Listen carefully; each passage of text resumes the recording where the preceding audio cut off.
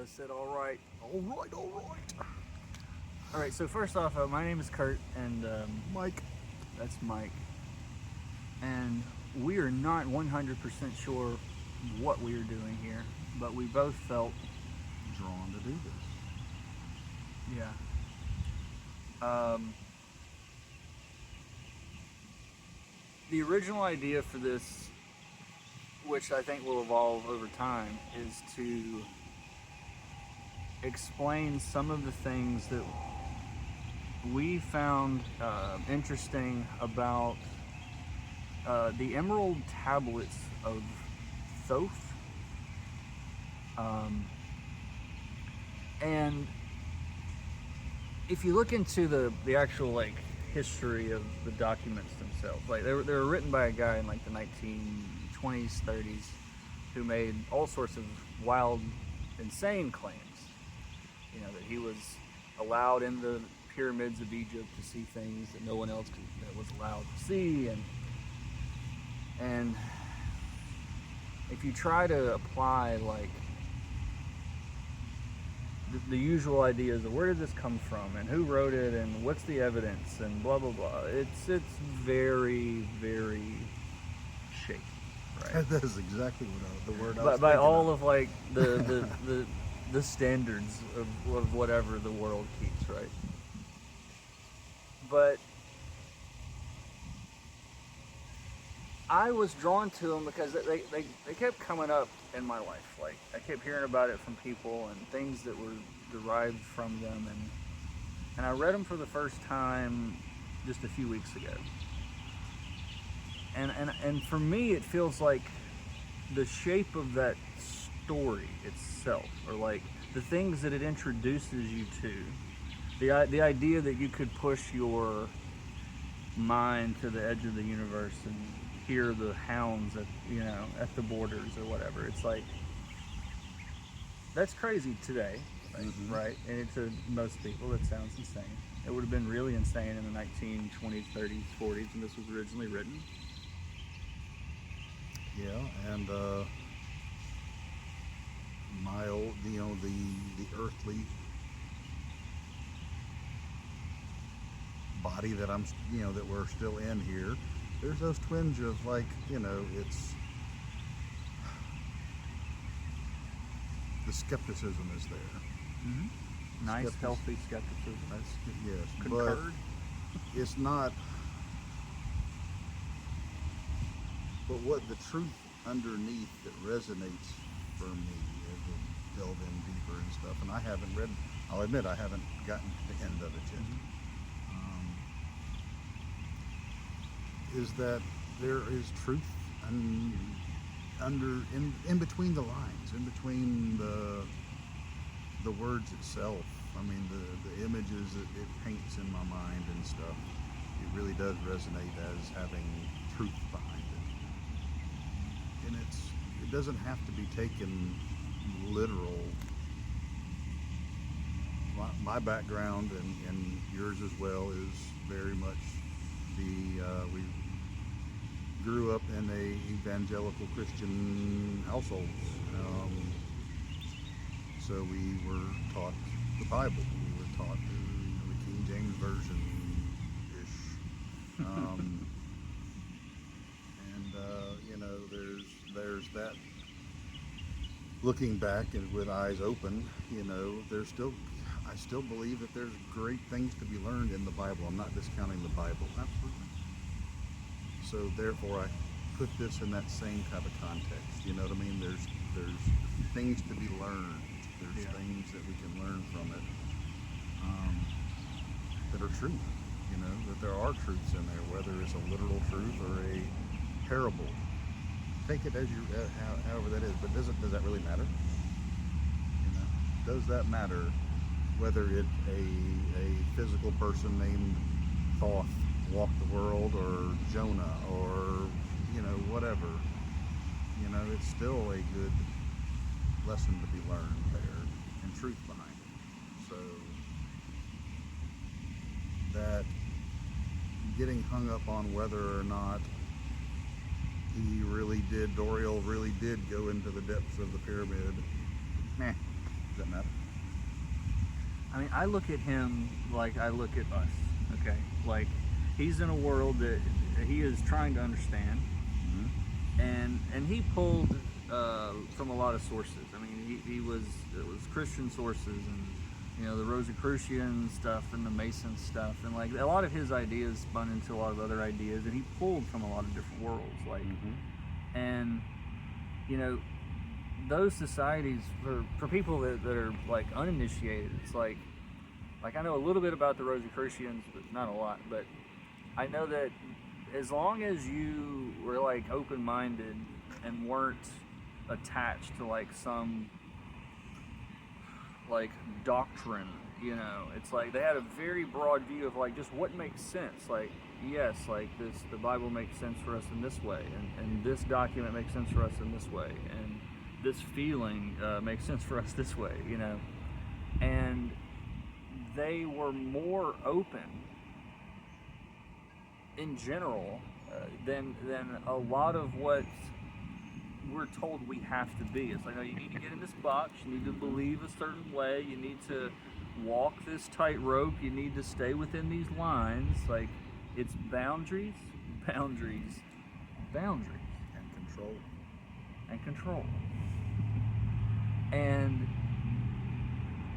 it's actually the Gnostic Gospels that weren't included in the Bible that pulled me in this direction in the first place. Yes. Right? And I think that's the same with you. So, like, I mean, they were Christian teachings at the time when they were written. And the Bible was not written as a book. I mean, they were separate books. They were separate scriptures. They were separate sacred texts, whatever. Perspectives. I think that the trap that has fallen to a lot of people throughout history is that trying to hold things to a literal one perspective, unified perspective. I mean, growing up, if you weren't part of this church, no matter how small the congregation, or at least the affiliated churches, I grew up in Landmark Missionary Baptist churches. If you weren't one of them, they were wrong, and you're going to hell. I mean, really, even though other churches may necessarily, think the exact same way. The other one 100 yards away. Yes. Yeah.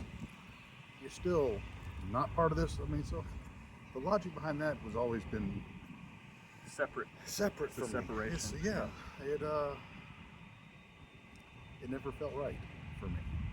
Just that, all right, why is that one 100 yards down the street wrong? I think you're naturally an inclusive person that, like, when you see someone that's like, hey, there's somebody that is like me, not like me, but let me see what's going on with them, let me see what they need, let me see, it's like, you don't put up those, you don't put up those walls and those barriers. I mean, there was a verse that sticks out to me that, like, was pounded into me when I was in the church that I remember, like, and I grew up in a United Pentecostal church that was also like, if you're not literally speaking in tongues, you're not saved, and yes, everybody else is wrong. Yes. But it was about be ye a separate people. Okay. Mm-hmm. Now, there's so many ways to take that, right? The way that they took it was, to be so obviously Pentecostal that you're separate. People know, That's definitely how it was delivered to me for the people right now that are going, well, that's not what that, I know. But, like, I guess my point is, like, the message was so narrow, Narrow is the way. That was a common theme and the thing is, it's true though, because it's like right now when I think about, like, I think about you and I think about the handful of people in my life that think about higher consciousness or think about meditating or trying to understand, like, what all this stuff is. Just the curiosity of not claiming to know what it is, but actually listening and trying to figure out, not trying to figure out, but just listening and seeing what you learned from it, as opposed to trying to let me push my path ahead of me My specifically, agenda. you know. Because I found the more you allow, like, that's when the lessons come in, you know. Hell, I'm going through that right now.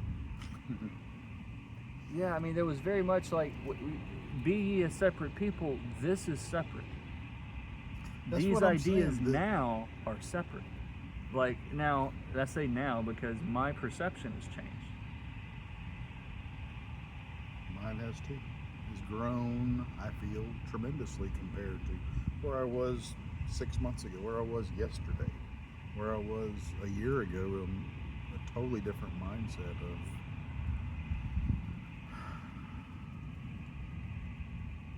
what the possibilities are. You know, it's very limiting, and that's what we both grew up in, is limiting mindsets. Mm. And we were taught that way. It was, I don't mean literally beat, but, you know, it was beat over our head into believing these thought systems, or we were going to hell. I mean, it was the fear behind it, to this way or the highway, you know, And that's this the way key, is. fear. Sorry, I'm not Fear, to yeah, catch in, oh, but yeah. it was a fear-based system, the way that it was being presented. Yep. You know, it's like, some people are going to hear this and paint with a very broad brush that, like, oh, they're saying X. Like, listen to what we're saying. You know, it's like, there was so much that, like, there was so much that they want to filter you and distill you into. It is a funnel that sends you down a very specific set of boundaries that then contains you. Yeah. And it's like, that same thing, instead of going down, you think about the opposite. It's like, you know, for me as a kid, you know, still am, but it's like, I was a very imaginative and creative little son of a gun. So, like, when the preacher's up there, fire and brimstone, saying, you know, your body is going to burn away and you'll feel every bit of it, and then it'll just grow right back and do it again, because that's what has to happen in hell, you know, for you to feel that pain all the time. And I'm sitting there like, I am feeling this in my bones. Put myself in that situation, about how bad that would be. Because I remember burning my hand on, you know, my grandmother's iron. I'm doing this because I was reaching up to the ironing board when it happened. So, like, I thought about that feeling Magnified all over your body. forever.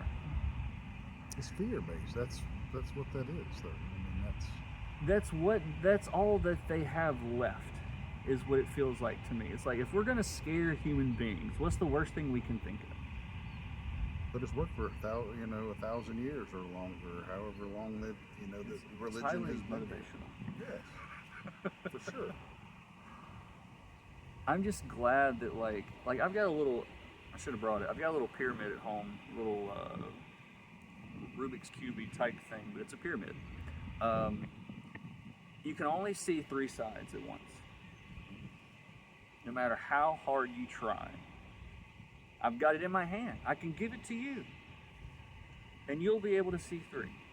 The only way that we see both sides is to either shift perspectives or have someone else there. Like, That's deep. you cannot see it all. Like, On your own. it's not possible. And that's why when God said that his ways are not our ways, and that you're lean not on your own understanding, it wasn't anti-intelligence, you know, it was, you really don't understand. Like, no, you really don't understand. Like, You're not meant to understand. We're not meant to understand, but on our own, you know. But like you said, when someone else is there, and going back to where the 2 or 3 are gathered, you two or might say. exactly. When 2 or 3 are gathered, then, you know, the residents will be lifted up, and, you know, that's where he'll be. And it's truth behind that. When 1 or 2 people of like mind, of like energies, get together it's so much more than just the individual light, their individual energies. I could feel that, and that there's truth. Like I said, there's so much truth in the Bible that's just been taken literally or taken and used to control. Distorted perspectives. Distorted perspectives, exactly. I'm sorry, go ahead. I was just gonna say if you think about, sorry, I've been working on a lot of science projects, so I think a lot about physics, but like, if I want you to imagine like a magical trampoline, okay? Then this trampoline is connected to the edge of space, and this is what this world lives on, okay? And it's stretchy and it oscillates and it moves. So like, imagine it like we're gonna stand one point on this thing and try to balance. Like, that would be really hard to do. Like, you would be very unstable, like standing on one foot and everything below you is oscillating. Like, you'd have to really learn to like balance that. 2 feet, okay? We're getting somewhere, but this thing is, we're on a tightrope, okay? We got a tightrope running across. In order to get stability, you can stand on 2 feet, but to stop and get stability, you have to have a third. Boom. It's that third, like when, to go back to the tablets, when Thoth talks about all these, if you look at the numbers and the number of pillars, the number of councils, the number of kings, it's all prime number harmonics, like, and 3 notes make a chord, okay? Three's and powerful. What's that? Three's powerful. Three's very powerful. 3, yeah. 6, 9, Tesla, all that stuff. Like he was onto something. Like, but what I realized the other day is like, you can build a platform from a triangle, but you can't build it from a tightrope. You have to have a triangle, like Father, Son, Holy Spirit, however you want to look at it. There's a lot of ways to look at it. It's like, you almost look at it as like where I am now, to where I want to be, and the choices that I make. Like it's a big, Past, present, future. Yeah, there you go. Past, present, future, exactly. And I think that what's happening right now in the world in general is there's a lot of people that are starting to realize that what we've been told, well, is it working for us? Is it working for you? Is it working for whoever's watching this? Like, there's a lot of people collectively, this is not working for me. This is not working for me. This is not working for anybody. This is not working for me. And you get a lot of, and they don't even realize. Some people are aware of it, some people aren't. Yeah. But it doesn't matter whether they're aware or not. No one, let's say no one, generally speaking, this particular reality currently is just not resonating for people. every day it gets less resonant. And so, like, when the old stories don't work anymore, like, things have to change. Like, and I think that's what we're in the middle of right now. And I think that's, just to put this out there, I'm feeling it, you're feeling it, so many people are feeling it. You hear it if you do readings, if you do listen to other people in the metaphysical realms or whatever that are tapped into that. Everyone is just, that's,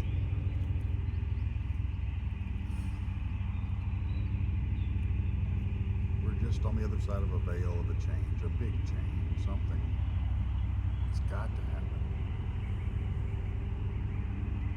And that's one of the things that's drawn me to be part of this, is that I really, for me, when I discovered other people that felt this way, it was a comfort. It was a sense of community. I'm trying to drown you out. Yep. Got a helicopter coming over, but that's all right. but I'll talk a little louder just to make sure. But I'm gonna give it a pause, just a pause.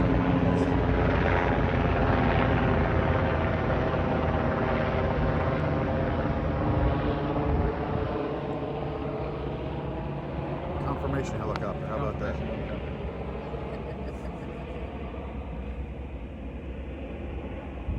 Where was I? We were. It was. It doesn't matter. But we feel this change coming. You can feel it in the wind. You can feel it. I don't even remember. It was one of the Pirates of the Caribbean movie, and one of them was like, "There's a change in the wind." You know, that's what I feel that every day, and it gets closer every day. It's the undertow.